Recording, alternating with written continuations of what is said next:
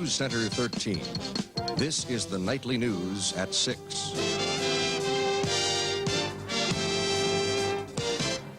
Good evening, everybody, and welcome to the News Center. 13's Washington Bureau reports tonight that the province of Ontario, Canada, has filed a brief with the United States Environmental Protection Agency requesting protection from sulfur dioxide emissions, which cause a problem called acid rain. The emissions from 18 electrical generating plants in 6 states. The Toledo Edison Bayshore generating plant is one of those 18. Via satellite and Earth Station 13, our Washington correspondent Norm Wege has the beginning of the story. The 18 plants have petitioned the EPA to allow them to increase their sulfur dioxide emissions. Ontario has petitioned the EPA, asking that those requests be denied, and further, that the present law be enforced. The Ontario brief says Toledo Edison is permitted to discharge 19,300 metric tons from its Bayshore plant each year. It says the company is asking that limit be increased to 35,500 tons. Ontario not only opposes the increase, it charges Bayshore with exceeding its limit in 1979 by 4,400 tons.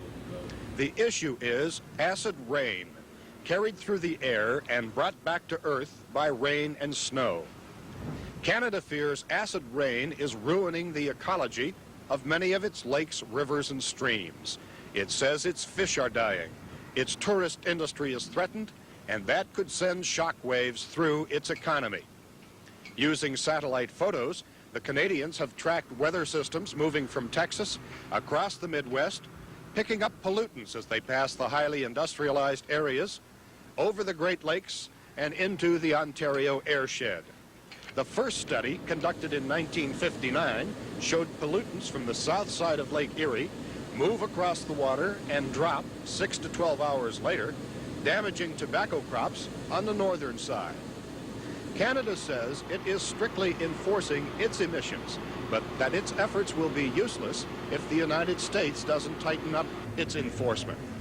The Ontario province joins the states of New York and Pennsylvania in filing similar briefs with the EPA.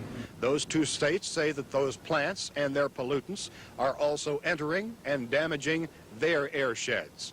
A spokesman here says that a hearing will probably be scheduled within 30 days. By satellite and Earth Station 13, Norm Wege in Washington. Now, although Bayshore is one of the plants cited, it's hardly the most serious according to the Canadians. Bayshore is ranked 16th of the 18 named. Now, our environmental expert Stan Stachek can probably give us a little bit better insight as to what we're talking about. First of all, Randy, the problem of acid rain is... They call it that old black magic, coal. Suddenly, there's a big new demand in Europe, which is trying to escape the tyranny of OPEC oil prices. One of the world's great resources of coal is in the United States. What a natural to export U.S. coal to energy-hungry Europe. There's a hitch. Shipping through crowded East Coast ports is expensive and can take days and weeks. A natural alternative, the Great Lakes, where coal is accessible and port capacity exists today. Failer says 12.5 million tons of coal went through Toledo last year. That's just 55% of its capacity. There are predictions Great Lakes ports could handle 6 million extra tons this year, perhaps as many as 20 million by 1985. Failer believes these goals are realistic. We have the alternative here in the lakes, which is just coming to the fore. I think we'll see it happen in 1981, that we can provide much speedier service and therefore coal at a much reduced cost to the European market. So you're saying you can be cost-effective because you can be faster? Basically, we're cost-effective because we're faster. That's the reason. Some of the rates for transportation are somewhat lower because, believe it or not, the Great Lakes are closer to Europe and Scandinavia than some of the East Coast ports. The Great Lakes will never corner the coal export market, but a good chunk of that business is waiting to be won, and the dividends can be sweet.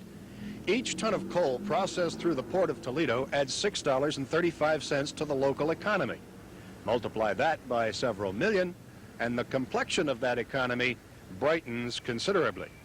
By satellite and Earth Station 13, Norm Wege in Washington.